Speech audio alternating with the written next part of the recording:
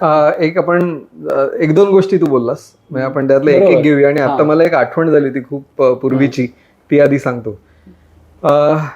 तू जसं म्हणालास की लोक ओरबडत बसलेले आहेत माहिती, कारण नाहीतर तुम्हाला चर्चेचा भाग होता येणार नाही. जर मला एखादी गोष्ट माहिती नसेल, साधं तर मी आज इथे आलो तुझ्याशी बोलायला आणि माझं पुरेसं वाचन झालेलं नाहीये एखाद्या विषयाचं, तर मला सतत तो प्रॉब्लेम वाटत राहणार की बाबा ह्याचं काय करू पुढे. बरोबर ना? सो आता समजा 24 तास माहिती नवीन निर्माण होते जगभरात कुठेतरी, कोणीतरी कुठेतरी जागा आहे, तू झोपलास तरी सुद्धा कोणीतरी कुठेतरी पोस्ट करताय आणि त्याला कोणीतरी रिप्लाय देत आहे आणि हे सगळं चालूच आहे पूर्ण जगभरातून. Petabytes of data are uploaded on YouTube बरोबर असं म्हणतात दर तासाला पेटाबाइट. सो असं काहीतरी विचित्र काहीतरी ते आकडे आहेत. आता तेच चालू असेल तर मग फोमोवाल्यांना सगळ्यांना मला एकत्र बोलवायचं आणि सांगायचं, मुलांनो मग तुम्ही 24 तास जागे राहणार का या सगळ्याचं कन्झ्युम करायला ही सगळी माहिती. तर हे अशक्य आहे असं कुठेतरी मान्य करा ना एक दिवस स्वतःसमोर बसून की नाही, that fear of missing out is reality of missing out आहे. रोमो येते की आहे रियालिटी ऑफ मिसिंग आउट, ते खरं आहे, याच्यात सत्य ते सहन करायचं. पहिली गोष्ट. आता ह्याच्यावरनं आठवलेलं सांगतो. एक नॅशनल कॉलेजमध्ये मी BMM ला शिकवायचो एकेकाळी आणि तेव्हा मी अशीच जसं आपलं आता चाललंय तसं माझं लेक्चर असायचं. त्यामध्ये एखादी कसली तरी उदाहरणं दिली, हे पुस्तक वाच ते पुस्तक वाच वगैरे असं सांगायचं. तर तेव्हा थॉमस फ्रीडमनचं ते वर्ल्ड इज फ्लॅट ते तेव्हा पुस्तक आलं होतं आणि ते खूप सुंदर होतं पुस्तक. मी ते वाचलं होतं आणि मला माझ्या विद्यार्थ्यांना सांगायचं होतं त्याच्यामध्ये पृथ्वी द वर्ल्ड इज फ्लॅट. म्हणजे त्याचं असं म्हणणं आहे की टेक्नॉलॉजीनी आता प्रत्येकाला जगभराशी स्पर्धा करण्याच्या पोझिशनमध्ये आणून ठेवलंय. म्हणजे मी आज आता बघ ना, साधी गोष्ट, गावातला माणूस म्हणतो मी शहरात गेल्याशिवाय माझं काही खरं नाही. हे गेलं ना. तुम्ही कुठेही असा, तुम्ही कनेक्टेड असाल तर तुम्ही एकाच प्रतलावर आहात. तर ते पुस्तक होतं. ते पुस्तकाचं जाऊ दे, त्याच्याबद्दल नाही. सो असो, ते एक पुस्तक ठीक आहे. आणि त्या पुस्तकाबद्दल मी त्या दिवशी सांगत होतो वर्गामध्ये आणि थॉमस फ्रीडमनची काही वाक्य होती किंवा त्यांनी कथन केलेले काही हे होते, एक्झाम्पल्स वगैरे होते. तर ते मी द्यायला लागल्यावर एक मुलगा म्हणा हो, आणि त्यांनी माझी काही वाक्य पण पूर्ण केली. म्हणजे त्यांनी सांगितलं yes yes he was saying about this वगैरे. मी भयंकर इम्प्रेस झालो. म्हटलं माझ्या BMMच्या वर्गामध्ये छोटी छोटी मुलं दिसतात ती सगळी, पण त्यांना मी काल वाचलेलं पुस्तक त्याला माहिती आहे.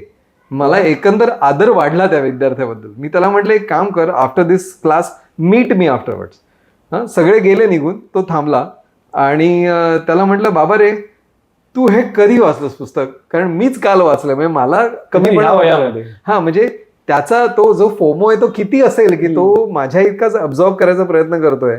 आणि तेव्हा तर इंटरनेट अगदी सुरुवातीची वर्ष होती ती. तर तेव्हा तो म्हणा सर किसने पढा है. म्हटलं म्हणजे तू माझ्यासमोर आत्ता सगळी वाक्य वगैरे पूर्ण केलीस, थॉमस फ्रीडमन काय म्हणाला ते वगैरे सांगितलंस. तर म्हणा सर ॲमेझॉन पे गया, पहिले 5 रिव्ह्यू पडली आहे, झालं. I am ready for that conversation that you are talking about. की ही चर्चा होणार आहे, त्याच्यामध्ये मी भाग घेऊ शकतो का? आता मी घेऊ शकतो, कारण माझं वाचन झालेलं आहे. मी पुस्तक वाचलेलंच नाही, मला गरजच नाही पुस्तक वाचायची. मी फक्त ॲमेझॉनला गेलो, रिव्ह्यू सेक्शनमध्ये गेलो आणि या पुस्तकाबद्दल जगातले विद्वान लोक काय म्हणाले त्याचं टॉप 5 रिव्ह्यूज मी वाचले. त्याच्यातनं मला कळलं की या पुस्तकाचा सारांश काय आहे, त्याच्यामध्ये त्या माणसाचं म्हणणं काय. मला ज्ञान मिळालं, मी नाही म्हणत आहे, पण त्याला 10% ज्ञान मिळालं. त्यांनी 90% जे बाकीचं त्या पुस्तकात आहे आणि खूप सुंदर पुस्तक आहे ते त्यांनी वाचलंच नाही आहे. त्यापेक्षा जास्त त्यांनी त्याच्यावर विचार केलेला नाहीये. म्हणजे मी पुस्तक वाचताना मी अक्षरशः डे ड्रीमिंग करतो. मी कधी कधी चालू असताना मध्येच थांबतो, म्हणतो आईला या गोष्टीचा विचारच नव्हता केलेला. मग मी माझ्या अनुभवांबरोबर थॉमस फ्रीडमन काय म्हणतोय त्याचा कुठेतरी एक कनेक्ट करायचा प्रयत्न करतो आणि तो झाल्यानंतर मी समृद्ध होतो ना. एक्झॅक्टली. ते झालेलंच नाहीये. सो आजची पिढी जी काय, मी सगळ्यांना नावं नाही ठेवत, त्यातले काही असे चमकदार तारे असतात, पण बहुतांश लोक हे असे असतील की त्यांना सुपरफिशियल सगळं माहिती आहे आणि ते कुणालाही इम्प्रेस करायला तयार आहेत आणि त्यांना पटकन पुढचा जॉब मिळू शकतो किंवा कुठलंही ते कामं त्यांची करू शकतात. पण त्यांना कुणालाच इच्छाच होत नाही खोलात जाऊन काही करायची. का? कारण त्यांच्याकडे वेळ नाही आहे. There is too much of information. ह्या इन्फॉर्मेशनला मी घेणार कधी, मी त्याच्यावर चिंतन करणार कधी, आणि त्याच्याबद्दल माझी मतं मी स्वतः कधी व्यक्त कर, माझी मतं कुठे आहेत, मला एक वेगळ्या पद्धतीने याच्याकडे बघूया. या इन्फॉर्मेशनच्या ओव्हरलोडमुळे माझी मतं आता नाहीच आहेत. राईट. मी माझी मतं ज्याला माझी म्हणतोय ती सुद्धा मी कुठेतरी वाचलेली आहेत किंवा कोणीतरी व्यक्त केलेली आहेत, कोणीतरी इन्फ्लुएन्सर आहे त्यांनी म्हटलेली जी मतं आहेत ती माझी मतं झाली. सोपं आहे ना, कारण ते पूर्वी समजा मला कोणी सांगितलं असेल तू आता या विषयावर 10 मिनिटं उभं राहून बोल, आजची मुलं बोलतील 10 मिनिटं उभं राहून, आणि ते सगळं तर्कसंगत असेल, पण त्याच्यामध्ये काहीही डेप्थ नसेल. का? कारण त्यांना वेळ नाहीये तेवढा. मी त्यांना सांगितलं तर ते म्हणतील आजोबा काय सांगताय तुम्ही, त्यापेक्षा आम्हाला पुढच्या गोष्टी बघायच्या आहेत. त्या 24 तासात कोणीतरी कुठेतरी पोस्ट करताय, त्याच्यावर मला रिप्लाय द्यायचा आहे, ते मी कधी करणार आहे. सो ह्या ज्या गोष्टी आहेत सगळ्या ह्या सुपरफिशियल लेवलला आहेत. त्यामुळे फोमो आहे, पण ऍट द सेम टाइम तुला माहितीचे सगळे स्रोत तुझ्याकडे आहेत, बरोबर, सोर्स सगळे आहेत तुझ्याकडे. म्हणजे आता एक उदाहरण देतो. आता मी याचं एक पुस्तक वाचत होतो, एक टेक्नॉलॉजी, इथे मध्ये कट करशील ना, कारण मला ते नाही म्हणजे आठवा, नो प्रॉब्लेम. असं चालतं का तुमच्या पॉडकास्ट? चालतं. इनएव्हिटेबल म्हणून केविन केलीचं पुस्तक आहे, आणि त्याच्यामध्ये inevitable. Okay. Inevitable. So inevitable म्हणून केविन केलीचं एक पुस्तक ज्याच्यामध्ये जे मी ऑडिओ बुक म्हणून आधी घेतलं. ओके. आणि मी गाडी चालवत असताना ते कधी कधी ऐकतो ऑडिओ बुक, आणि ते ऐकत असताना मला वाटलं नाही ह्याचा मला रेफरन्स हवा, म्हणून मी पटकन गेलो आणि केविन केलीच्या पुस्तकातले म्हणजे जी किंडल व्हर्जन होती ती पण मी विकत घेतली त्याची. ओके. आणि ती आता माझ्या या आयपॅडवर केविन केलीचं ते पुस्तक आहे, आणि त्याच्यातलं मला लोकांनी, जगभरातल्या लोकांनी हायलाईट केलेलं मला तिथे दिसतात की त्यांना वाटतं की हे महत्वाचं आहे. बरोबर. मी सगळं पुस्तक वाचणार आहे, पण मी वाचलंय ऑलरेडी, पण ते जे आहे ते मला जास्त महत्वाचं वाटतं. आता हे प्रिंटेड पुस्तकात नाहीये, पण मी प्रिंटेड पुस्तक पण विकत घेतलं. का? कारण मला असं वाटलं की थांब हे सुपरफिशियल आहे, मी ऐकलं ते एकदाच ऐकलं आणि निघून गेलं, त्याच्यानंतर मला नोट्स काढायला वेळ नव्हता, मी चालवत होतो गाडी. हे जरी बघितलं तरी मला त्याच्यात एक पुस्तकात काय म्हणतात त्याला, बुकमार्क करणं वगैरे हे जरी शक्य असलं तरी कधी कधी असं होतं की मला इथपर्यंत पोहोचायचं नाही, मला पटकन ते पुस्तक घेऊन बसायचं आणि जेव्हा कधी वेळ मिळेल तेव्हा वाचायचंय. ते फिजिकॅलिटी ऍटलिस्ट माझ्या पिढीला ती अजूनही हवी, म्हणून मी ते विकत घेतलं. पण मी असं नाही म्हणणार की हे श्रेष्ठ का ते श्रेष्ठ. माझं आपला जे बोलणं चाललं होतं ते याच्याबद्दल होतं की सोर्सेस आर अवेलेबल, पण तुम्हाला तेवढा इन्व्हेस्ट करायला वेळ त्याच्यामध्ये तुम्हाला द्यावासा वाटतोय का, की तुम्हाला सतत ती फिअर ऑफ मिसिंग आउट तुम्हाला थांबवणार आहे. तर इथे कोणीतरी स्वतःहून धैर्याने निर्णय घ्यायची गरज आहे प्रत्येकाने. ते तुम्ही करा, आणि तुम्ही अजिबात कमीपणा बाळगू नका की मला ह्याच्याबद्दल अधिक माहिती पाहिजे पण मला वेळ नाही, ते नाही करायचं. तुम्ही थांबा तिथे आणि तिथे अजून माहिती गोळा करा. ह्याच्यामध्ये जो आनंद आहे आणि ज्याच्यामध्ये तुम्ही जे समृद्ध होणार आहात ते तुम्ही सगळीकडे पोस्ट आणि लाईक्स करत बसल्यावर होणार नाहीये. आणि त्याच्यात आनंद आहे, मी असं नाही म्हणते, आणि फायदा पण आहे स्वतःचा. म्हणजे एखाद्या गोष्टीबद्दल आता हल्ली डोनाल्ड ट्रम्प म्हणजे काय म्हणतात त्याला, विलन साईडला गेलेला आहे हिरोपासनं. पण त्याची पुस्तकं मी वाचलेली आहेत. जेव्हा तो अप्रेंटिस नावाचा त्याचा शो होता तेव्हा, आणि I am his fan in a way, म्हणजे नॉट पॉलिटिकली, पण तो उर्मट आहे तसा माणूस, आणि तेव्हा म्हणजे त्या काळात होता. आणि तरी त्या उर्मटपणानं आलेली जे काही त्याचे उतारे आहेत त्या पुस्तकातले ते खूप छान आहेत. तर त्यातला तो एक मात्र छान म्हणाला होता, कदाचित ते त्यालाही आता आठवत नसेल काय म्हणाला होता. तो असं म्हणाला होता की I must know every single bloody dam thing about my business. म्हणजे तो म्हणायचा मी कन्स्ट्रक्शन मध्ये आहे ना, मग मला विटा कशा लावायच्या हे पण मला माहिती पाहिजे. ओके. आणि त्याला माहिती आहे. म्हणजे जो खरंच चांगला प्रोफेशनल असतो कोणत्याही पद्धतीचा, मग तो डॉक्टर असेल किंवा काहीतरी, त्याला त्याच्या विषयातलं सगळं माहिती असायला पाहिजे. आणि तेवढं त्यांनी कष्ट घ्यायला पाहिजे, आणि चांगली लोक घेतात. आणि ते घेतल्यानंतर जो आनंद मिळतो तो एकदम वेगळा आहे, की मला कळतंय तुम्ही काय करता ते. म्हणजे एक अशोक मेहता म्हणून जे प्रोड्युसर आणि डिरेक्टर आणि सिनेमॅटोग्राफर होऊन गेले, मला वाटतं बाजीगर वगैरे त्यांचा विचार. सो अशोक मेहतांबरोबर मी एकदा असिस्ट केलं होतं त्यांना एकेकाळी.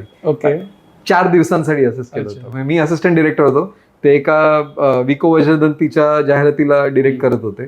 तर ते आल्यानंतर म्हणजे 9 वाजल्यापासून 5 वाजेपर्यंत ते सतत कामात असायचे, मधला 1 तास सोडून. म्हणजे लंच झाल्यावर ते 1 तास झोपायचे आणि उठल्यानंतर परत काम चालू आहे, भयंकर एनर्जी आणि बोंबाबोंब पूर्ण सेटवर, हे कर ते कर वगैरे असं सगळं. आणि मी त्यांच्याबद्दल बऱ्याच गोष्टी ऐकल्या होत्या, म्हणजे इतकं की ते वायखाया ब्रिजवर अंडी विकायचे पासनं ते प्रोड्युसर पर्यंत आले. हा त्यांचा जो प्रवास होता तो बराच ऐकला होता आणि त्यांना बरंच रिस्पेक्ट करायचे लोक तेव्हा.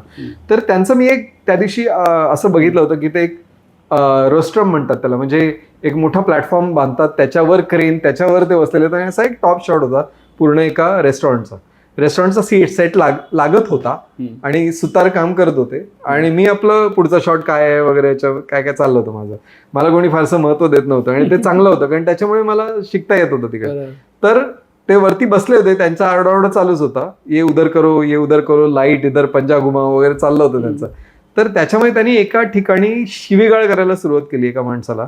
तो सुतार होता आणि तो फ्लोरिंगच्या ज्या टाईल्स असतात, प्लॅस्टिकच्या व्हिनाईलच्या टाईल्स असतात, तर तो एकमेकांना असं लावत होता एका म्हणजे त्या रेस्टॉरंटच्या कोपऱ्यापासून असं त्या टेबलपर्यंत असं ते लावत आले होते, चेकर्ड असं लावत होता. आणि काहीतरी त्यांनी अशी काहीतरी ती टाईल बरोबर ठेवली नाही की काहीतरी करत होतं. वरतून शिव्याशाप सुरू झाले त्यांच्याकडनं. तो म्हणाला, नाही सर ऐसे नाही होता है. असं म्हटल्यानंतर तो माणूस त्या क्रेनवरनं खाली आला, तो रोस्ट्रमवरनं खाली उतरला, त्याच्याकडे गेला, त्याला कानाला धरलं, बाजूला बसवलं, स्वतः करवत हातात घेतली आणि ती कशी कट करायची असती टाईल, त्याला ते विनाईलची त्याला दाखवलं आणि त्याला तिथे बरोबर त्या कॉर्नरमध्ये लावून मग तो माणूस परत वरती गेला. का? कारण त्यांनी हे सगळं केलेलं होतं आयुष्यामध्ये. मी जर समजा एखादी फिल्म बनवतोय तर ती फिल्म बनवण्याच्या मागे ज्या ज्या गोष्टी असतात त्या सगळ्या गोष्टी मला माहिती असल्याच पाहिजेत कोणत्याही परिस्थितीत. तर हे ते स्पिरिट आहे. सो आता हे स्पिरिट एका बाजूला आणि फिअर ऑफ मिसिंग आउट एका बाजूला. तू ठरव काय करायचं ते. टेक्नॉलॉजी वगैरे सगळं आहे तुझ्याकडे. माझ्याकडे या आयपॅडवर किंवा इव्हन घरच्या कम्प्युटरवर अशी अनेक आर्टिकल्स आहेत जी मी वाचलेली नाही आहेत, पण मी त्यांना रेफरन्स इंडेक्सिंग करून ठेवलेलं आहे की मला हे कधीतरी वाचायचं. पण असं कधी होत नाही की मी एक दिवस सकाळी उठलो आणि ही सगळी नाही. पण ज्या दिवशी ज्या विषयावर बोलायचंय त्या दिवशी मी टेक्नॉलॉजीला सांगायचं ती 10 आर्टिकल माझ्यासमोर ठेव की ज्याचा 10-12 जी काय असतील ती, आणि ती मी पहिल्यापासून शेवटपर्यंत वाचतो कारण मला सगळी मिळते माहिती. त्याची सुरुवात कधी झालेली असते, फिअर ऑफ मिसिंग आउट मधनच झाली ती त्याची सुरुवात, की हे मला वाचायला आता वेळ नाही पण मला वाचायचं आहे. पण त्याचा मी त्याग नाही करत, ते मी ठेवून देतो आणि ते कधीतरी नंतर वाचतो कारण मला माहिती आहे की ते माझ्या कामाचं आहे. राईट. मला ह्याच्यामधनं एक असं कळतंय की माणूस हा जसा उत्क्रांत झालाय आत्तापर्यंत, तो नेहमी त्याच्या आजूबाजूच्या वातावरणाभोवती बद्दल नेहमी कॉन्शियस असायचा. हो. ओके. आजूबाजूला काय चाललंय तिकडनं गोष्टी घेऊन त्याला रिॲक्ट करणं, अवेअर असणं आजूबाजूच्या सगळ्या गोष्टींची, हे तो शिकला आणि त्याच्यासाठीच आज माणूस त्याची इंद्रिय वापरतोय. सो इंद्रियामधनं जी इन्फॉर्मेशन कलेक्ट करतोय ती इन्फॉर्मेशन प्रोसेस करून त्यांनी स्वतःचे डिसिजन्स ठरवलेले आहेत. आता हे जे सगळं आपण बोललो टेक्नॉलॉजीच्यामुळे किंवा आत्ताचा ह्या क्षणातला जो माणूस आहे त्याचं आजूबाजूच्या वातावरणासोबत अवेअर असणं हे मला असं वाटतं थोडंसं कमी झालंय. वाढलेलं आहे जर व्यवस्थित तू याचा विचार केलास तर. कशा प्रकारे? मला एक इंद्रिय निर्माण झालंय ना अजून टेक्नॉलॉजी नावाचा. असा का नाही विचार करत? म्हणजे तू असं म्हणतोस फक्त तू कसा विचार करतोस आता की डिस्ट्रॅक्ट झालेले आहेत सगळे. बरोबर. किंग कर्तव्य मूड आहेत सगळेजण. अर्जुन आहेत की खाली ठेवलेलं शस्त्र मला काय कळत नाही काय करायचं ते. किंवा कृष्णाने पूर्ण विश्वरूप दर्शन दाखवलं आणि कुठे बघू तेच त्याला दिव्यदृष्टी असल्याशिवाय दिसत नाहीये किंवा काहीतरी. हे असं झालेलं आहे ते क्षणभरच आहे. सो त्याच्यातनं जेव्हा तुम्ही बाहेर याल त्या एकंदर सगळ्या याच्यातनं, तेव्हा तुम्ही काय म्हणाल की ठीक आहे या एवढ्या गोष्टी माझ्याकडे आहेत, मला पाहिजे ते जगभरातलं ज्ञान दर सेकंदाचं मला मिळू शकत आहे. फिल्टर पण मी शोधू शकतो त्यातले किंवा मी स्वतः ठरवू शकतो काय करायचं ते. तर माझा awareness without me paying attention तो माझा सतत आहे ना माझ्या बरोबर. राईट. तो कधी वापरायचा, ते शस्त्र कधी काढायचं, तो बाण कधी काढायचा हे मी ठरवू शकतो. तो कशासाठी काढायचा हे पण मी ठरवू शकतो. नक्कीच. राईट. सो आता मी पूर्वी समजा असं असेल की मला ना हे करायची शक्ती नाही आहे, की मी हे उचलायला पाहिजे पण मला ते उचलता येत नाही आहे. But if I can get a robotic arm to do that for me, I can do that. बरोबर ना. पण त्याच्यामुळे मी असं म्हणणार आता मी कामच नाही करणार आहे, आता येऊ दे रोबोट येऊ दे आणि त्यांनी काहीतरी काम करू दे, मग तू संपलास. सो तेव्हा तू म्हणतोस तसं झालेलं आहे की हे निष्क्रियता आलेली आहे. म्हणजे आर्टिफिशियल इंटेलिजन्समुळे हे होणार आहे आणि हा मोठा धोका आहे. त्याच्यातला निष्क्रियता हा खूप मोठा धोका आहे आणि जो नक्की भेडसावतोय आपल्याला, ते कसं ते सांगतो तुला, पण याचं आधी उत्तर पूर्ण करतो की त्याच्यामध्ये आर्टिफिशियल इंटेलिजन्स असेल किंवा कोणत्याही प्रकारची टेक्नॉलॉजी असेल की ज्याच्यामुळे आपलं आयुष्य अजून सुखकर होणार आहे, पण ऍट द सेम टाइम अजून एबिलिटी आपल्याकडे तयार होणार आहे. म्हणजे दोन अजून हात निर्माण झाल्यासारखं तू एक विचार कर. हा एक पर्स्पेक्टिव्ह आहे. हा एक पर्स्पेक्टिव्ह नक्की आहे आणि त्याला आपण हे करू नये, म्हणजे काय म्हणतात त्याला कमीपणा देऊ नये त्या पर्स्पेक्टिव्हला. ऍट द सेम टाइम तुझ्याकडे हे पण आहे, जसंच शाप वरदान मधलं मी वरदानाचं सांगतोय तुला. म्हणजे शक्य आहे का, तर शक्य आहे. म्हणजे एक साधी गोष्ट, आता महाराष्ट्र टाइम्स मध्ये मी कधी कधी जी आर्टिकल्स लिहितो त्यातले काही खूप क्लिष्ट असतात आणि सायंटिफिक असतात किंवा टेक्नॉलॉजीच्या हिस्ट्री बद्दलचे असतात. ते मला सगळं माहिती नसतं. मला माहिती असतं कुठे शोधायचं आहे, पण त्याच्यासाठी मी गुगल वापरतो ना. राईट. त्याच्यासाठी मी विकिपीडिया वापरतो, गुगल वापरतो, त्या साईट्सला जाऊन सगळं वाचतो. पण ते कुठे जायचं हे मला माहिती आहे, कारण मला तो अवेअरनेस आहे की मला हे आर्टिकल अशा पद्धतीने लिहायचं. म्हणजे मी आर्टिकल लिहिणं हे एक उदाहरण म्हणून तुला देतोय की मला एक गोष्ट शक्य करायची आहे, त्याच्यासाठी कुठे बघायचं मला माहिती आहे आणि मला ते सोपं होणार आहे. Is technology there to make it happen? It is. So असं असताना मी असं म्हणावं का की माझं पॉवर कमी झाले? Yes and no. माझी स्वतःची पूर्वीसारखी पॉवर कमी झाली जी होती ती की मी वापरायचो की ऍक्च्युली आता तू मला सांगितलंस जा मग लायब्ररीमध्ये आणि बस रेफरन्स शोधायला, तर मिळेल वेडाय का? आणि कोणीच नाही करणार ते. सो ह्याचा अर्थ माझं लायब्ररीत जाणं कमी झालंय असं म्हणून मी दुःख करायचं का मला एकाच, म्हणजे त्या लायब्ररीत समजा अर्धा तास मला लागणार असेल, त्या अर्धा तासात एका रेफरन्सच्या ऐवजी मला 10 रेफरन्स मिळणार आहेत, ह्याच्याबद्दल मी आनंदित व्हायचं, ते तू ठरव. पण हे दोन्ही पर्स्पेक्टिव्ह आहेत. राईट. आता निष्क्रियता एक बोलतो, नंतर मग तू पुढचं विचार. निष्क्रियता कशी, तर एक उदाहरण परवाच मी दिलं होतं एका ठिकाणी, ते रोटरी फोन्स होते ना तेव्हाची गोष्ट, म्हणजे अगदी किंवा ह्याचे म्हणजे मोबाईल नाही, लँडलाईन फोन जेव्हा होते ना तेव्हा माझ्या डोक्यामध्ये साधारण एक 30 नंबर्स लक्षात राहायचे माझे लोकांचे.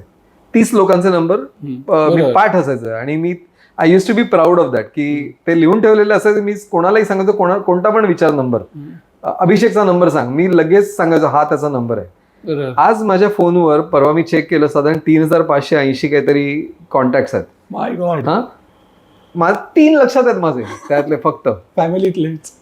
कारण नाहीतर मग, कारण त्यांना इमर्जन्सीमध्ये मला त्यांना फोन करायचा आणि फोनही नाहीये माझ्याकडे, बंद झालाय, पण मला घरी फोन करायचा, तर मला निदान बायकोचा नंबर तरी पाहिजे माहिती, मुलीचा पाहिजे, तेवढे आहेत. पण ते तेवढेच आहेत आणि त्याच्या पलीकडे मी माझं डिपार्टमेंट बंद केलेलं आहे, मी ऑफिस बंद केलेलं आहे, मला नाही अजून लक्षात ठेवायचं आहे 30. म्हणजे ही माझी एबिलिटी गेलेली आहे.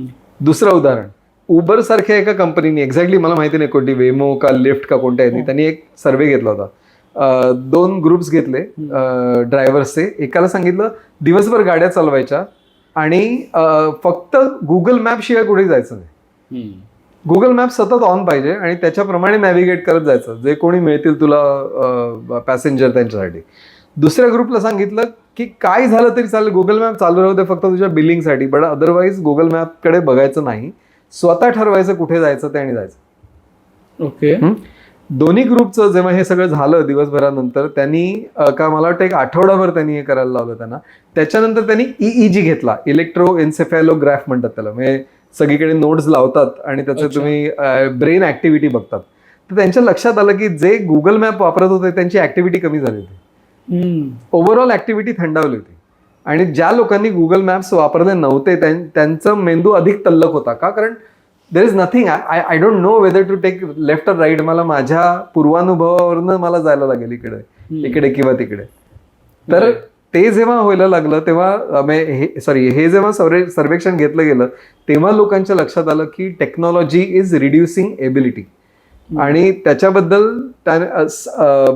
कॉन्शियसली ना तू पण असं करत जा, कुठे जाताना ना गुगल मॅप शिवाय एकदा जायचं मुद्दामून. ओके. मग याच्यातली एक इंटरेस्टिंग गोष्ट सांगतो मी.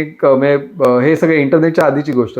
एका ड्रायव्हरला एक टॅक्सी ड्रायव्हरला घरातनं ऑफिसला चाललो होतो, त्यांनी कुठचा तरी वेगळाच टर्न घेतला. मी म्हटलं हे काय करतो तू? तो म्हणाला नाही, कारण तिकडे या वेळेला तिकडे ट्रॅफिक कमी असतं. म्हणजे तो गुगल होता.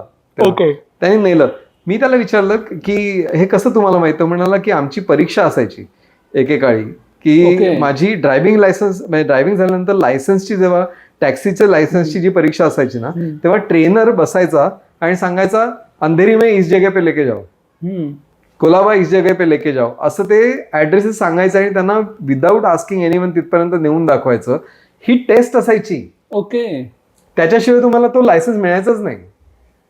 आणि त्यामुळे जेव्हा तू आता कधी टॅक्सीमध्ये कधी बसलास आणि वयस्कर ड्रायव्हर असेल ना, तू त्याला विचार की तो अत्यंत चिडलेला आहे तो माणूस, कारण नवीन जे ड्रायव्हर आहेत त्यांना मुंबईही माहिती नाहीये आणि ते समोर जर लाल लाईन दिसली का निळी लाईन दिसली निळ्या लाईनला जातात आणि ते जातात विदाऊट थिंकिंग की हे कुठून कुठे जातात नक्की रस्त्यात, कारण त्यांना माहितीच नाही रस्ता.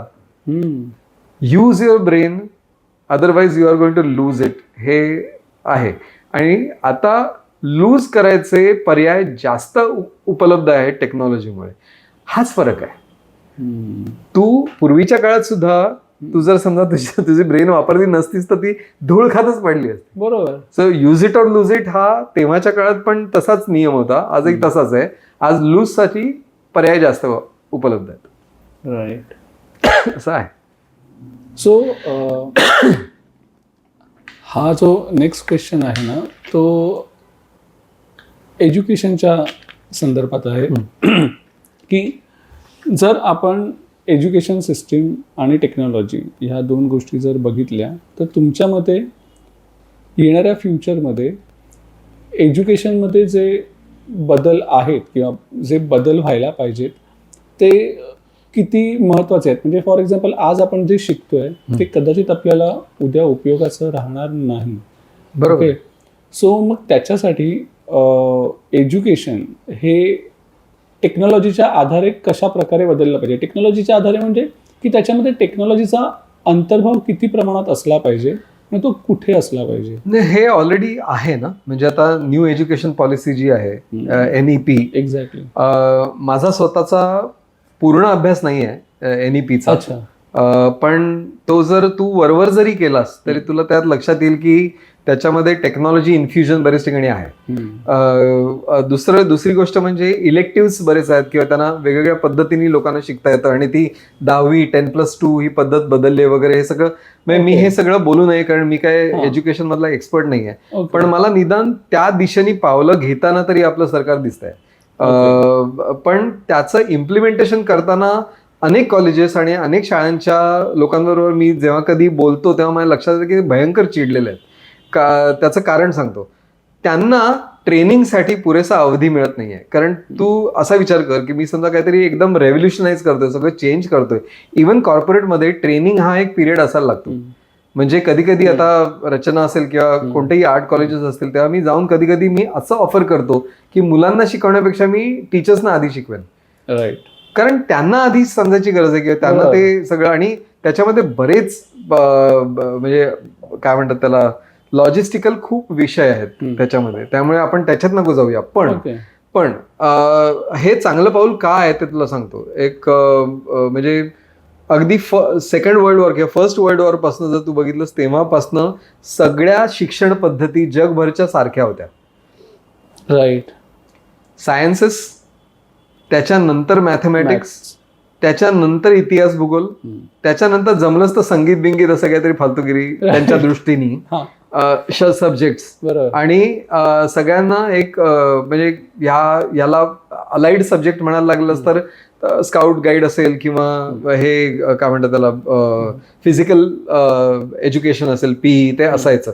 ही जनरली शाळेची पद्धत होती. बरोबर. सगळीकडे कोणी विचारलं नाही का? तुम्ही युरोपात गेलात किंवा जपानमध्ये गेलात किंवा अमेरिकेत, हीच पद्धत का तेव्हापासून अगदी अगदी आतापर्यंत, आता बदलते पण ही का? कारण युद्धाच्या काळांमध्ये सर्वात जास्त इंजिनियर्स आणि डॉक्टर्स आणि मॅथमॅटिशियन्सची गरज होती. त्याच्यामुळे प्रत्येक शाळा त्या दृष्टीने डिझाईन केली होती. आणि तो आता युद्धाचा काळ संपला, बरोबर, तरी सुद्धा आपण अगदी हल्लीपर्यंत तीच पद्धत वापरतोय. राईट. आणि घरात पण म्हणजे माझ्या पिढीच्या लोकांना तरी सांगितलं जायचं की डॉक्टर इंजिनियर हो, नाही तर तुझं आयुष्य बाहेर गेलं. म्हणजे असं सांगितलं जायचं पिढीपर्यंत पण, हा, की तू डॉक्टर, इंजिनियर, मॅथमॅटिशियन किंवा आता स्टेम एज्युकेशन, आता याला नवीन नाव दिलेलं आहे स्टेम एज्युकेशन. डीच्या डिझाईनचं काय आपण नको बोलूया, पण स्टेम एज्युकेशन नसेल तर तुझं आयुष्य बाहेर गेलं, राईट, नाही का? सो आता असं जर बिंबवणार असतील पुढच्या पिढीच्या, as if we know everything, बदलाचा वेग जो आहे तो इतका आहे की जसं तू म्हणालास आज शिकवलेल्या गोष्टी उद्या माझ्या कामाच्या नसणार आहेत. असं असताना हे बदल जे घडतात, NEP सारखे म्हण किंवा जे काय होतील ते बदल, किंवा करिक्युलम मध्ये किंवा काही शाळांना किंवा काही स्वतःचे सब्जेक्ट घेण्याची मुभा असते, किंवा आता इव्हन आता आर्ट स्कूल्समध्ये सुद्धा काही ठिकाणी ते स्वतःचा सिलेबस लावू शकतात. म्हणजे एकेकाळी मला आठवत आहे रहेजानी मला सांगितलं होतं वेब डिझाईनचा आम्हाला सिलेबस लिहून देशील का. ही खूप आधीची गोष्ट आहे. वेब मी तुला सांगतो 2000 सालाच्या आसपासची होती ती गोष्ट, जवळजवळ 25 वर्ष आधी. त्यांनी विचारलं होतं की आपण करूया का, आणि मी पण हो म्हटलं होतं आणि सुरू केलं होतं. पण नंतर ते हा, आणि वेब म्हणजे काय म्हणतात इंटरनेट बूम बस्ट याच्यामध्ये ते सगळं अडकलं त्या काळामध्ये. पण डिझाईन साठी, कारण त्या डिझायनर्सना तशी कामं येत होती, बरोबर, पण त्यांना ट्रेनिंग नव्हतं. राईट. सो आता तसंच आहे. समजा मला डेटा सायन्सची कामं येणार असतील, ते डेटा सायन्स आता शाळेमध्ये कम्प्युटर आले ना, कुठे होते रे कम्प्युटर आपल्या वेळेला?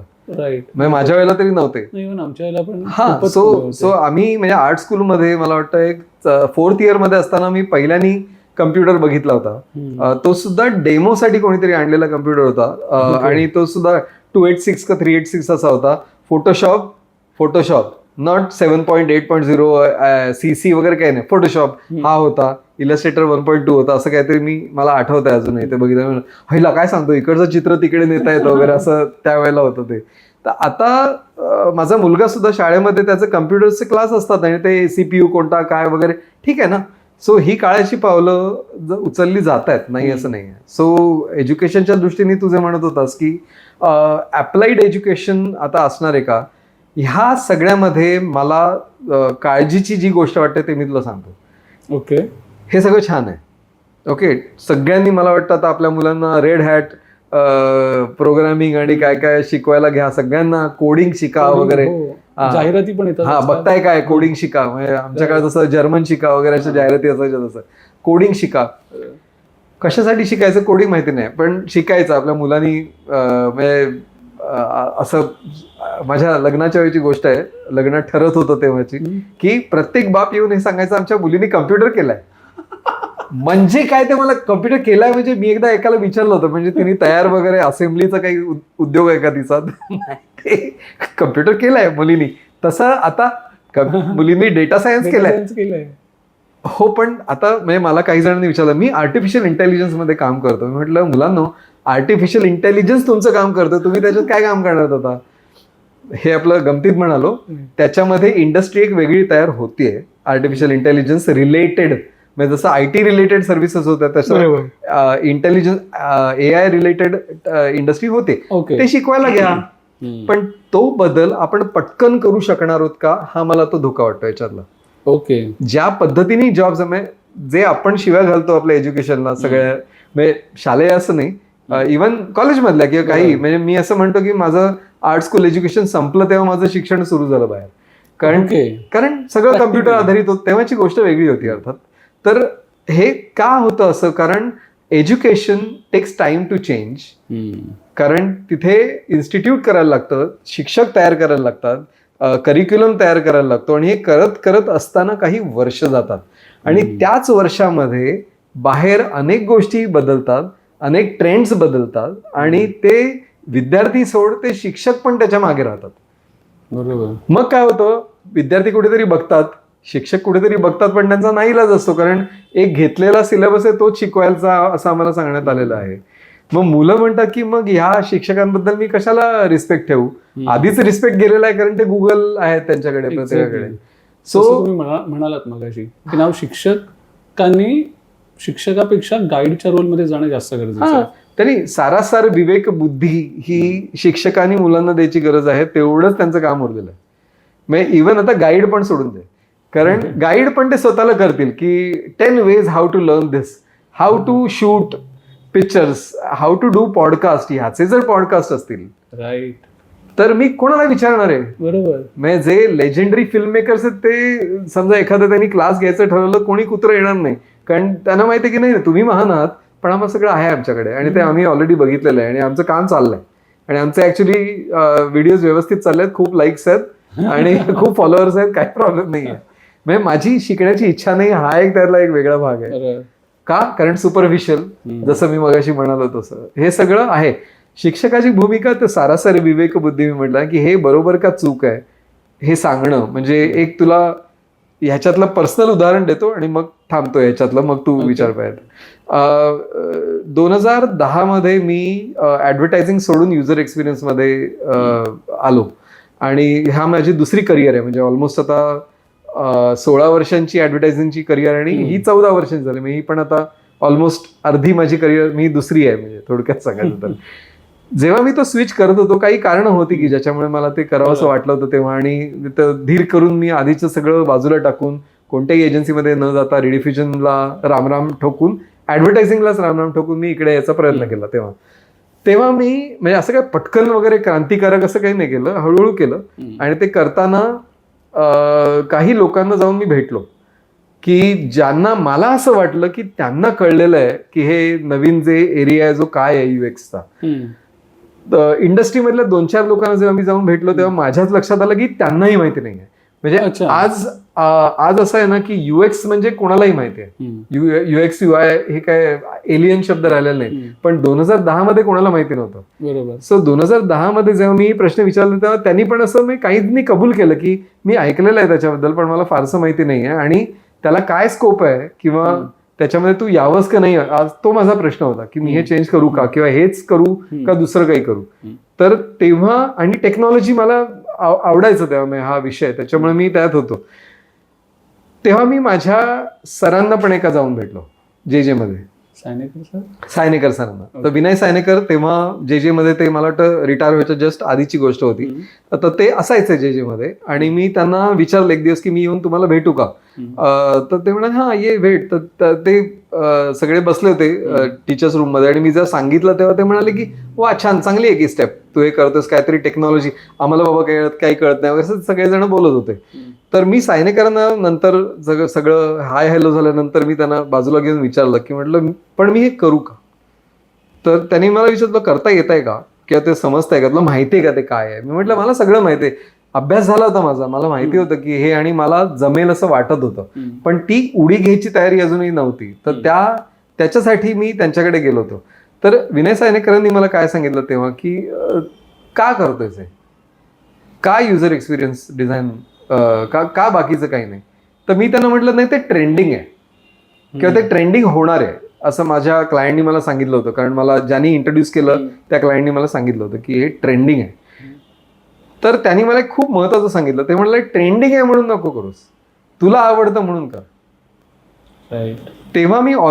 तेव्हा मी खरं सांगायचं तर गोंधळलो त्या मीटिंग नंतर की म्हणजे मग मी करू का नको करू. मी विचारलेल्या प्रश्नाचं उत्तर त्यांनी मला दिलेलं नाहीये, पण ऍक्च्युली त्यांनी दिलं होतं मला उत्तर ना. त्यांनी मला काय सांगितलं होतं की स्वतःमध्ये बघ की मला खरंच ते जमणार आहे का किंवा मला ते करण्यात आनंद मिळणार आहे का.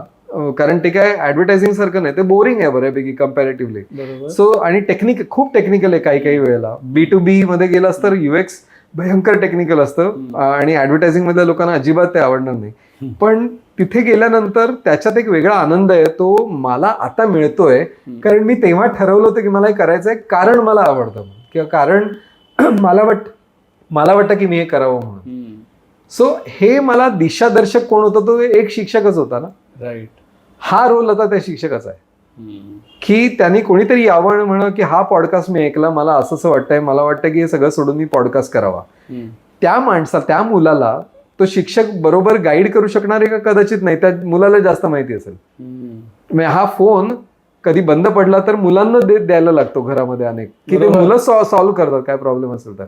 अशा परिस्थितीत तो काय सांगणार आहे? तो त्याच्या म्हणजे शिक्षक त्याच्या स्वतःच्या अनुभवातून आलेलं जे शहाणपण आहे ते त्या मुलाला द्यायचा प्रयत्न करणार आहे आणि सांगणार आहे की हे धोके आहेत आणि अशा प्रकारे विचार करत असशील तर पुन्हा एकदा विचार कर, किंवा अमुकच असणार असेल तर ते शॉर्ट लिव्ड असू शकतं ऑब्जेक्टिव्ह. त्याच्यानंतर एकदा तू ते अचीव्ह केलंस, 1 मिलियन सबस्क्रायबर्स झाले तुझ्या चॅनलचे, की त्याच्यानंतर काय हे तू ठरवणार आहेस का? हे तुला माहितीये का? हा जो म्हणजे विश्वरूप दर्शन देणं हे शिक्षकाचं कर्तव्य आहे. त्यासाठी शिक्षकाला पहिल्यांदा विश्वरूप दर्शन माहिती असायला पाहिजे. पण ते जसं विद्यार्थ्याकडे गुगल आहे तसं शिक्षकाकडे पण आहे. बरोबर. म्हणजे ज्ञानाचे स्रोत तेच शिक्षकाकडे आहेत. त्यांनी फक्त त्याचा रोल बदलायचा आहे.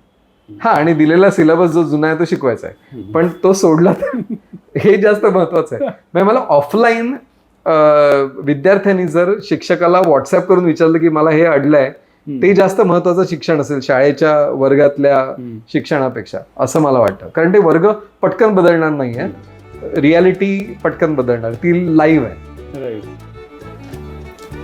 सो आपण ऍक्च्युली टेक्नॉलॉजी शापकीवरता ह्या ऑलमोस्ट सब्जेक्ट पासून चालू करून बऱ्याच गोष्टींना आपण पॉइंट आउट केलेलं आहे.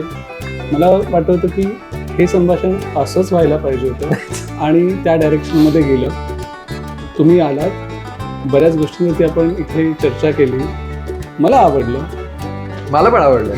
मला असं वाटलं नव्हतं की एवढा वेळ चालेल. मला वाटलं आपण 5 मिनिटातच आपल्याला ब्रेक लागेल आणि आपण म्हणतो आता काय करायचं, आता काय लिहायचं, जरा आपण बंद करून जरा बोलूया का काय पुढे करायचं ते. नाही, पण मला कॉन्फिडन्स होता की काही गोष्टी अशा आहेत ज्या तुम्ही खूप चांगल्या प्रकारे क्लिअर करू शकाल. त्याच्यामुळे तो कॉन्फिडन्स मला होता आणि मला नव्हता. सो थँक्यू सो मच तुम्ही आता आल्याबद्दल. खूप चांगलं डिस्कशन झालं. आपण पुढे सुद्धा तुम्ही इथे याल, अजून एखाद्या विषयावरती आपण छान प्रकारे बोलू. हे तुमच्याकडे प्रॉमिस घेऊन मी आत्ता हा पॉडकास्ट इथे थांबवतो. नक्की, कधी तू सांग फक्त. थँक्यू. धन्यवाद.